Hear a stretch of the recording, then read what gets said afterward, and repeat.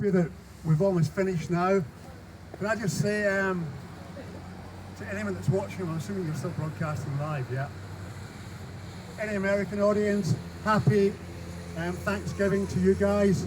To people who are Scottish dispersed over the world, the Jacobites, you will recognise the white Jacobite rose, a symbol of peace. And I'm going to say really what adds to what David said earlier.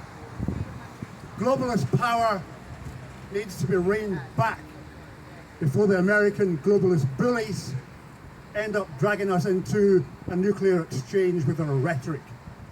And for anyone who has not studied geopolitics over the last 30, 40 years, like I have, let's step you back and go through some of the basics.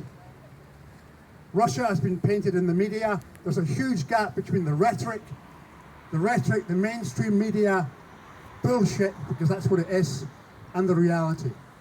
The mainstream media rhetoric paints Russia as nothing but an aggressor who invaded Ukraine to attack them, and in the media we were told there was fascists in Russia. The facts of the matter, when you step back, are as follows. In 2014, as David said earlier, 2014, the Maidan Revolution occurred, paid for by America. Britain is a satellite puppet of the USA and has been since the collapse of the empire in 1945. And I mean the British Empire, and what we have had since then is that we have been under the boot of the American Empire, who have extended their bases to about 700 to 800 bases all over the world. And they have smashed their way into, during the Maidan 2014 revolution, to take over Ukraine, to use it as a launching pad on the back of George Soros's plan to split Russia into 9 different areas to exploit and rape their resources. The American empire hegemony wants every nation on the planet to submit to them as the global bullies. Their days are numbered. Britain has been nothing but a satellite puppet. This parliament is a joke because, in essence, our culture on St Andrew's Day, and I'm going to a St Andrew's gig later on tonight to celebrate St Andrew. St Andrew is also the patron saint of Ukraine and Russia. Both nations are brother Slavs. Both nations would never have been at war were it not for the American empire seeking to take over Ukraine in 2014, which they did. Listen to Victoria Nuland's speech that was recorded where she said, Natsan is our man. They controlled it. They created the image of the peaceful little puppet, Zelensky, who took over Ukraine as the president, as a peaceful candidate. That nation has been torn apart, and the American slogan has been, Americans are saying, we are prepared to fight until the last Ukrainian. So they don't give a damn about how many thousands and thousands of people die in Ukraine. It has been a proxy war where the Ukrainian army have been trained to use ATACMS, American missiles, and British missiles. And you cannot fire such missiles unless you have American and British troops to fire those missiles into Russia. The Maidan Revolution was part of George Soros's plan to actually take down Russia and rape its resources. If you study geopolitics, you will understand what globalism is about. Listen to someone like Colonel Douglas MacGregor, who was a former advisor to the president way back, a man with a military career. I come from a military family. My father fought in Malaya for the British Empire, dragged off at the age of 19 and spent his 19th birthday in Malaya. And my ancestors were the first to mutiny. The McRaes.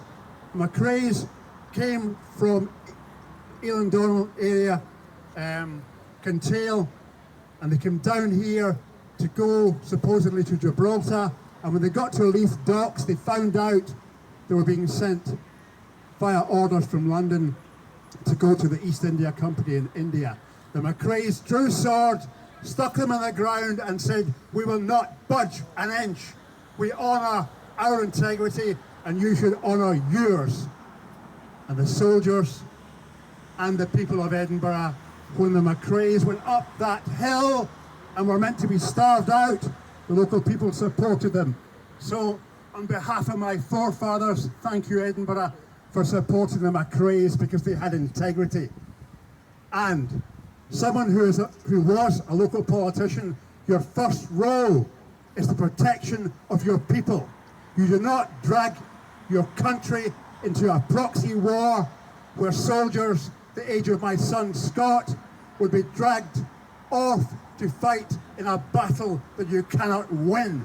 Any honourable lieutenant colonel or whatever level that you have within the army or navy, you put down your swords when you know that your people will all bloody die. You protect your people under your charge. In 2014, the Ukrainian army realized when they lost Crimea, which had been gifted, they realized they were up against a force that they could not properly fight against, and the honourable senior members of that army simply put their weapons down. You do not risk annihilation of a battalion of your own people. And what is happening in Ukraine, everyone knows, if you've studied politics, that from the 90s onwards, Ukraine was one of the most corrupt, viable nations at the top elite, and a very highly educated, wonderful group of people. We must remember these are brother Slavs, and there was no way that President Putin, a legal guy and a guy who is very patient indeed, despite whatever people can say about him, he did not want a war with Ukraine. The Donetsk area and right down towards the Dnieper River, etc., and Crimea, the majority were Russian-speaking people. Even Zelensky himself was a Russian-speaking person. But he was put into a film as a hero, peaceful guy, taking over the parliament in this film, a comedian who went around playing the piano with his little tinkle here, and the mainstream media painted this guy as if he was some sort of Churchill. Nonsense, all for Soros, all for the globalist cause. And it's time to use the title of the new political party in Scotland, that this country, England, the UK, has some sovereignty of mind, sovereignty of integrity, sovereignty of the reality of what is going on. You do not commit your army to go and fight something they cannot win. There was no fascists in Russia. If you look at the Second World War, the country that lost 28 million people to oppose fascism was Russia. This was nothing but the American military-industrial complex pushing NATO so far right up to the borders of Russia that they provoked the invasion in 2022. And Russia quickly tried to get people, not just from the Minsk Accord, but to the table. And it was Boris Johnson, that stupid, pompous public school clown, who stopped the peace that could have been done literally within months. And we have now seen that probably upwards of a few 100,000 people dead in Ukraine, and a massive escalation to the point where we have now seen a type of weapon delivered by Russia to try and stop the crazy escalation that we have never seen before. That type of weapon, if it was carrying nuclear weapons. And it's unbelievable. In days when people joined CND in the 60s, 70s, 80s, we understood what MAD meant, mad, mutual assured destruction. We understood if there's a nuclear exchange, it will be escalated to the point where the first place you would hit if you were an opponent of the UK is Fastlane. If it hits fast lane, it's going to obliterate the whole of Glasgow. We'd better get the reality into our heads. And it's time that we really need to speak to and lobby these rhetorical politicians.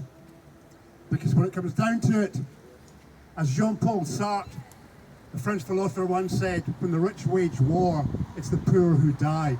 I penned a few lines where, well, a couple in the middle. And the first one is a line from Robert Burns, where he said in a letter to someone, I wish I could wash all tears from all eyes.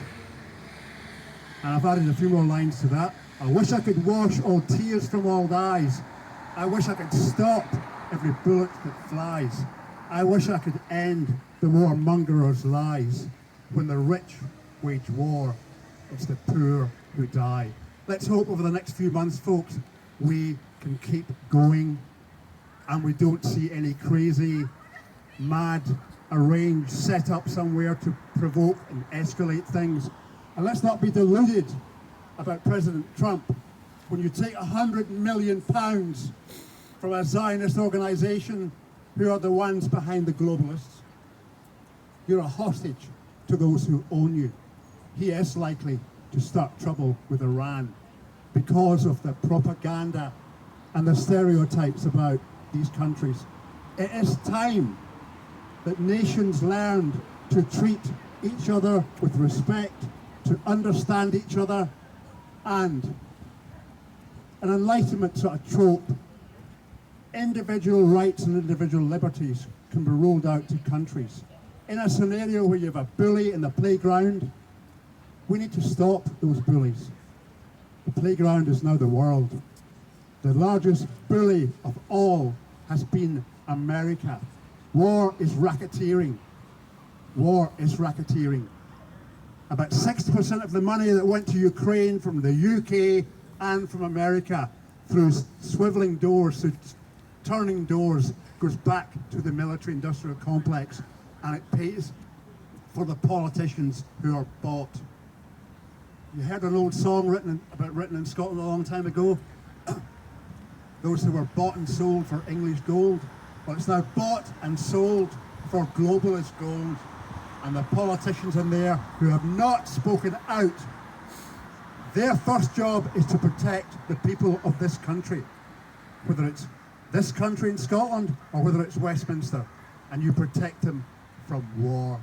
You do not take the knee and become a puppet of globalists or the military-industrial complex. It's hope St Andrew's Day, and right through to the festivities from Burns in January, we have a peaceful time and we see no more escalation of trouble and the slaughter of people, either in Ukraine or in particular in Palestine, in the Middle East. Let's hope there is some sort of resolve to that. So thank you for listening. Thanks for coming along.